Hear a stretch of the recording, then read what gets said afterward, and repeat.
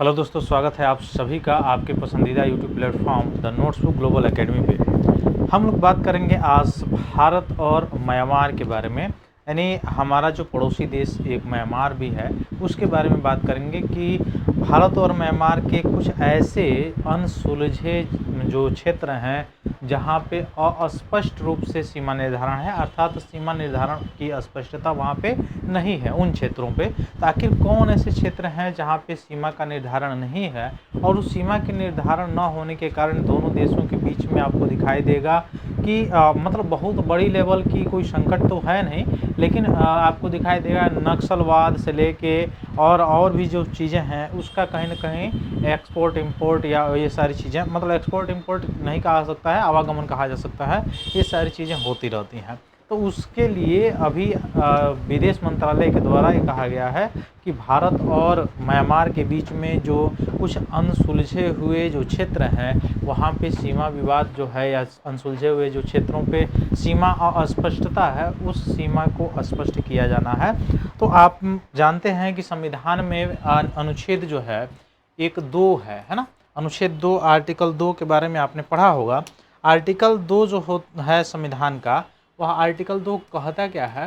तो आर्टिकल 2 सीधे सीधे कहता है कि कोई भारतीय क्षेत्र, यानी मतलब कोई ऐसा क्षेत्र जो भारत का हिस्सा ना हुआ हो, लेकिन वह मतलब किसी दूसरे देश का हिस्सा हो, भारत उस पर मतलब विजय प्राप्त कर लिया हो, या अनुदान में भारत को मिला हुआ हो, गिफ्ट में मिला हुआ हो कोई लैंड। ऐसा संभव तो है नहीं कि लैंड जो है कोई गिफ्ट में दे देगा अपना, लेकिन अनुदान में मिला हुआ हो, या फिर से भारत जो है विजय करके उस क्षेत्र को कब्जा किया हो। उन सारे क्षेत्रों के नाम उनको भारत में राज्य के रूप में शामिल करना, यूट्यूब के रूप में शामिल करना, ये आर्टिकल 2 के तहत किया जाता है। वही संविधान का अनुच्छेद 3 क्या कहता है? भारत में पहले से मौजूद जो राज्य हैं या केंद्र शासित प्रदेश हैं, उन राज्य अथवा केंद्र शासित प्रदेशों के नाम, सीमा परिवर्तन या राज्यों के निर्माण हेतु, नए राज्यों के निर्माण हेतु आर्टिकल 3 का प्रयोग किया जाता है। आर्टिकल 3 के जो प्रावधान है उसके तहत आपको दिखाई देगा कि नए राज्यों का फॉर्मेशन या नामों का परिवर्तन या सीमाओं का परिवर्तन, ये सारी चीज़ें जो है होती हैं। लेकिन आर्टिकल 4 इसी भाग का है, जो संविधान का आर्टिकल 4 है, वो डायरेक्ट कहता है कि इन सब में किया गया संशोधन या जो संशोधन किए जाएंगे वह संवैधानिक संशोधन नहीं माना जाएगा। अर्थात आर्टिकल 368, आर्टिकल 368 के तहत जो है संवैधानिक संशोधन इसको नहीं माना जाएगा, है ना।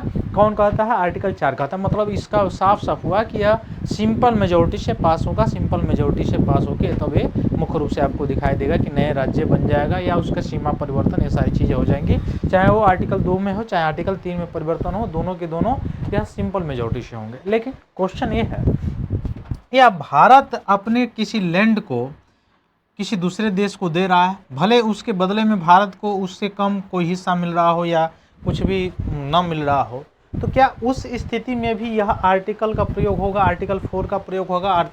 अर्थात कहने का मतलब यह है कि उस स्थिति में भी क्या आर्टिकल 368 काम आएगा, या केवल आर्टिकल 4 के प्रावधान आएंगे जिसमें साफ साफ कहा गया है कि आर्टिकल 368 के तहत संवैधानिक संशोधन नहीं माना जाएगा? तो ऐसी बात नहीं है। अगर भारत का कोई लैंड कोई दूसरा देश एक्वायर करता है, किसी दूसरे देश को दिया जाता है, अदला बदली भी किया जाता है, तो उस स्थिति में आपको पता है कि आर्टिकल 368 के तहत संवैधानिक संशोधन करना पड़ता है, जिसमें सदस्यों की उपस्थिति जितनी होती है उसका बहुमत और 2/3 बहुमत से जो मुख्य रूप से जो प्रावधान होते हैं वो पास होते हैं, तब जाके मुख्य रूप से क्या होता है, ये चीज़ें मतलब देनी होती है।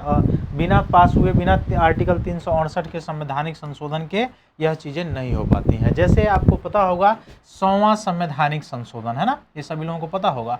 इस 100वें संवैधानिक संशोधन के माध्यम से भारत ने अपने बहुत सारी लैंड को, कुछ भूमि क्षेत्रों को बांग्लादेश को दिया, और उसके बदले में बांग्लादेश से कुछ लैंड को भारत ने लिया, जिसके बदले आपको दिखाई देगा कि ये जो चिकन नेक कॉरिडोर है, जो पूर्वोत्तर भारत को, जो पूर्वी भारत को मेन लैंड से जोड़ने का कार्य करता है, मुख्य भूमि से जोड़ने का कार्य करता है। हालांकि वो उतना चौड़ा नहीं है, लेकिन उतना भी चौड़ा वो नहीं था। यह 100वां संवैधानिक संशोधन के द्वारा ऐसा किया गया। तो 100वां संवैधानिक संशोधन आर्टिकल 368 के तहत ये संवैधानिक संशोधन किए गए, और तब जाके यह जो अदला बदली हुआ था लैंड का, भूमि का, तब हो पाया था। ठीक वैसे ही अगर मणिपुर में कह रहा हूँ, अगर मुख्य रूप से एक पड़ोसी मुल्क और है हमारा पूर्वोत्तर साइड में, जिसका नाम है म्यांमार।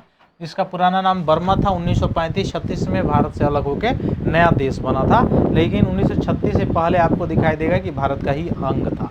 तो म्यांमार जो है, जिसकी मुख्य रूप से, जिसमें अभी आपने देखा होगा तख्ता पलट होने के बाद पहली बार चुनाव कराए गए हैं, तो यह म्यांमार की सीमा साझा होती है भारत के 4 राज्यों से। नॉर्थ से साउथ के रूप में अगर आपको देखना चाहें तो देख सकते हैं, भारत के 4 ऐसे राज्य हैं जिनसे सीमा साझा करता है कौन, वह मुख्य रूप से करता है मतलब म्यांमार करता है। वह कौन ऐसे राज्य हैं? एक तो है अरुणाचल प्रदेश है, दूसरा जो है नागालैंड है, तीसरा मणिपुर है, और चौथा जो है मिजोरम है।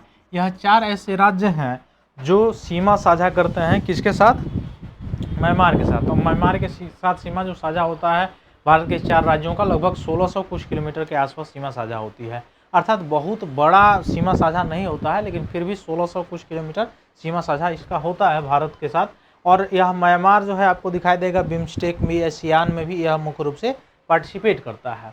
तो यहाँ के जो 4 मुख्य रूप से राज्य हैं भारत के, जैसे मैंने बताया कि अरुणाचल प्रदेश, नागालैंड, मणिपुर, मिजोरम, इसमें से मणिपुर आपने देखा होगा कि पिछले कई वर्षों से 2023 से हिंसा से जल रहा है। अभी उसमें पिछले दिनों राष्ट्रपति शासन भी लगाया गया था। आर्टिकल 356 का प्रयोग करके राष्ट्रपति शासन लगाया गया। राष्ट्रपति शासन लगाने के बाद, समाप्त होने के बाद से वहाँ पे नई सरकार चुन ली गई है, लेकिन हिंसा जो वायलेंस है जो 2023 से शुरू हुआ था, जो कि एक 2 जनजातियों के बीच में, 2 ट्राइबल्स के बीच में शुरू हुआ, कुकी और मैती से शुरू हुआ था, वह अभी भी पूर्णतः शांत नहीं हुआ है, ये आप देख सकते हैं। हालांकि राष्ट्रपति शासन जो लगाया जाता है वह 1 वर्ष के लिए लगाया जाता है, कुछ विपरीत केसों में वह 3 वर्ष तक लगाया जाता है।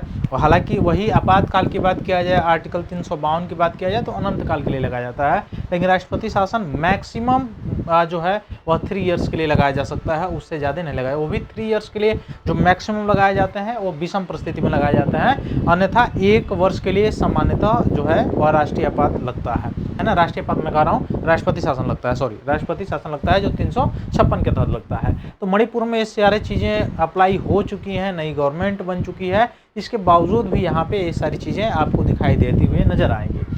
तो कारण क्या है? कारण ये है कि ये 4 मैंने बताया कि राज्य सीमा साझा करते हैं किससे? म्यांमार से, है ना। किससे सीमा साझा करते हैं? म्यांमार से सीमा साझा करते हैं। इन चारों में से मणिपुर ऐसा राज्य है जिसके कुछ क्षेत्र जो है वहाँ पे बॉर्डर है, जो सीमा है वह अस्पष्ट है, अर्थात वहाँ पे अस्पष्टता नहीं है। अस्पष्टता ना होने के कारण यहाँ पे इलीगल वर्क के साथ साथ जो फंडिंग होती है, या फिर से यहाँ पे आपने देखा होगा पिछले दिनों कहा जा रहा था कि टेररिज्म से लेके ये भी सारी चीज़ें, तो इसके जरिए ये सारी चीज़ें हो सकती हैं। नेशनल सिक्योरिटी का मामला है, ये सारी चीज़ें बिल्कुल हो सकती हैं। तो यहाँ पे अपने सीमा अगर निर्धारण हो जाएगा म्यांमार के द्वारा, अगर भारत और म्यांमार मिलकर सीमा का निर्धारण कर लेंगे, तो ऐसा हो सकता है कि भारत का कुछ ऐसे राज्य क्षेत्र हैं जो म्यांमार में जाके फैले हुए हैं या म्यांमार के साइड गए हुए हैं, तो वह क्षेत्र उनको मतलब म्यांमार को देना पड़े, और म्यांमार के कुछ क्षेत्र जो है वो भारत को एक्वायर करना पड़े। तो अगर ऐसा चीज़ें होती हैं, लैंड अगर दिया जाता है, मतलब भारत की भूमि अगर किसी अन्य देश को दी जाती है, या अन्य देश की भूमि अगर भारत लेता है, तो इस स्थिति में संवैधानिक संशोधन किए जाएंगे, और संवैधानिक संशोधन जो होगा आर्टिकल 368 के तहत होगा। लेकिन वही मैंने बताया, आर्टिकल 2 और आर्टिकल 3 वाला जो प्रावधान है वह यह प्रावधान से, इस प्रावधान से भिन्न है, अलग है ना। तो यह 4 जो राज्य में बताया जिसमें आपको दिखाई देगा कि सीमा साझा होता है, किससे किससे होता है? अरुणाचल प्रदेश, नागालैंड, मणिपुर और मिजोरम से होता है। यहाँ पे चूंकि हिमालय का पार्ट भी आपको दिखाई दे देगा, यहाँ पे लगभग 1643 किलोमीटर के आसपास यहाँ पे सीमा साझा होता है। अरुणाचल प्रदेश, नागालैंड, मणिपुर और मिजोरम जो है, यह 4 भारतीय राज्यों से सीमा साझा करता है। कौन? म्यांमार करता है।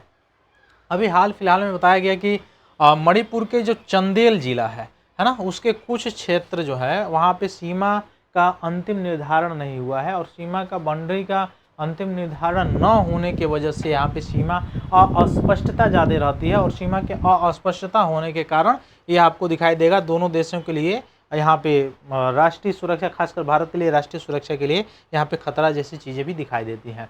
तो आगे आने वाले समय में भारत क्या विचार कर रहा है कि सीमा का निर्धारण पूरा करना है, सीमा पर जो है फेंसिंग करना है। जैसे अभी आपने देखा कि पश्चिम बंगाल में किया जा रहा था। राष्ट्रीय सुरक्षा से रिलेटेड चूँकि लंबे समय से इस सीमा के जरिए होने वाली उग्रवादी गतिविधियाँ, हथियारों की तस्करी, ड्रग्स सप्लाई या अवैध आवागमन, ये सारी चीज़ें होती रही हैं। तो यहाँ पे चूँकि सीमा का निर्धारण नहीं है, इसलिए यहाँ पे कोई एक देश एग्जैक्ट रूप से यहाँ पे बाउंड्री नहीं लगा सकता है। तो इसलिए ये सारी चीज़ें या इन पर जो है प्रतिबंध आसानी से नहीं लगाया जा सकता है। तो इस पे प्रतिबंध लगाने के लिए पहले क्या होगा, सीमा का निर्धारण, उसके बाद से फेंसिंग होगी, उसके बाद से आसानी से ये सारी चीज़ें की जा सकती हैं।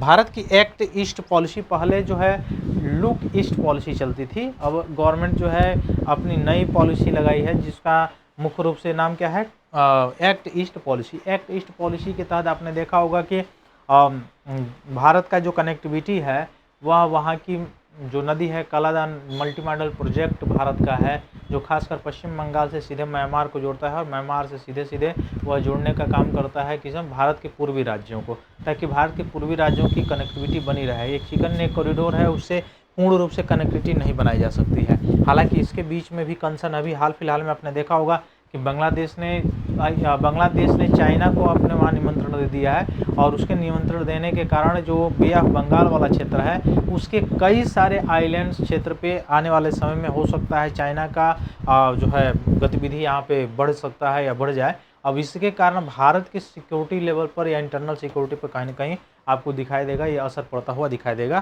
कंसर्न होता हुआ दिखाई देगा, है ना। विदेश मंत्रालय के प्रवक्ता रणधीर जायसवाल ने कहा कि भारत म्यांमार के बीच ये सीमा संबंधी जो चर्चा है, पहले से एक तंत्र मौजूद है, उसके अनुसार ये चर्चा किया जाएगा और सीमा का निर्धारण किया जाएगा। अब इसका मणिपुर में विरोध हो रहा है। इसका मुख्य कारण आपको दिखाई देगा कि भारत की 1 इंच भूमि नहीं छोड़ी जानी चाहिए, यहाँ के स्थानीय लोग कह रहे हैं, जिसमें मतलब स्थानीय लोगों के विश्वास में लिया जाए, सीमा निर्धारण पारदर्शिता रूप से हो, स्थानीय लोगों को जो लोग, चूँकि आपको पता होगा जहाँ पे बाउंड्री होती है वहाँ पे केवल सीमा निर्धारित करना ही केवल एक फैक्ट नहीं है, वहाँ पे आपको दिखाएगा भौगोलिक रूप से भी वहाँ के लोग एक दूसरे से मिले जुले रहते हैं। भौगोलिक के साथ साथ आपको दिखाई देगा संबंधिक रूप से भी, रिलेशनशिप से में भी अगर आप देखेंगे तो एक दूसरे से सीमा पे मतलब मिलते जुलते रहते हैं। कारण ये है कि बहुत अधिकतर यहाँ पे मैरिज या और भी जो स्थानीय लेवल की जो संस्कृति है या संस्कृति है, कल्चर्स हैं, वह इन दोनों की सेम होती है। इसलिए यहाँ पे जो जैसे अभी आपने देखा होगा आप देखे होंगे पाकिस्तान जो बंटवारा हुआ 1947, तो उसमें आपको दिखाई देगा कि भारत के जो कुछ क्षेत्र हैं, जैसे पंजाब भारत में भी पड़ता है और पूर्वी पंजाब पश्चिम पंजाब की तरफ आप जाएंगे तो वो पड़ता है पश्चिमी पंजाब की तरफ पाकिस्तान में। तो वहाँ के कल्चर्स आपको जो है कल्चर्स में सिमिलरिटी देखने को मिलेगी। तो भौगोलिक कारण होते हैं, भौगोलिक कारण की वजह से भी यहाँ पे रिलेशनशिप में देखे जाएंगे लोग, संबंध में देखे जाएंगे लोग, और वहाँ पे अगर बाउंड्री या फेंसिंग होती है तो कहीं ना कहीं उनके लिए जो है कंसर्न हो जाता है। तो ये सारी चीज़ें हैं, इस सब चीज़ों का ध्यान रखा जाना चाहिए। इसलिए वहाँ पे मणिपुर में बिल्कुल विवाद इसका विवाद बड़ी लेवल पर नहीं हो रहा है। जिस तरह से वहाँ पे 2023 से विवाद एक हिंसात्मक रूप ले लिया था, वह हिंसात्मक रूप जो कि कुकी और मैती 2 ट्राइब्स के बीच से शुरू हुआ और आते आते किसी महिला और किसी बच्ची के ऊपर तक, वहाँ तक वह मतलब एक देखा जा सकता है कि वहाँ पे केंद्र की जो सरकार है वह एक ही दल की थी और राज्य में सरकार भी वो एक ही दल थी, उसके बावजूद भी वहाँ पर नियंत्रण नहीं किया जा सकता। हालांकि इसमें ये भी बताया जा रहा था कि विदेशों से फंडिंग्स बहुत सारी चीज़ें की जा रही थी, वो अलग चीज़ है, लेकिन ये सारी गंभीर चुनौतियाँ वहाँ पे देखने को मिली जो कि अभी तक उसका पूर्ण रूप से समाधान नहीं किया जा चुका है। तो फिर देखते हैं हम लोग जब यह सीमा फेंस होता है कैसे क्या चीज़ें होती हैं जो म्यांमार के साथ बैठक होने के बाद। हालांकि म्यांमार में भी पिछले समय में आपने देखा होगा कि वहाँ पे तख्ता पलट हुआ था और तख्ता पलट होने के बाद से वहाँ पे नई सरकार चुनी गई है। तो देखते हैं कैसा होता है। चूँकि भारत का इस समय अपने खासकर पड़ोसी देशों के साथ से रिलेशन, अधिकतर जो पड़ोसी देश हैं उनसे रिलेशंस थोड़ा सा सही दौर में नहीं चल रहे हैं, तो उससे सही दौर में रखना पड़ेगा। कारण ये है कि चाइना का इन्फ्लुएंस वहाँ ना बढ़े। अगर वैसे नहीं होता है तो चाइना का इन्फ्लुएंस बढ़ेगा और बढ़ेगा तो कहीं ना कहीं भारत के लिए कंसर्न हो सकता है। तो फिर मिलते हैं हम लोग अपने अगले क्लास में, तब तक के लिए आप सभी को बहुत बहुत धन्यवाद। जय हिंद।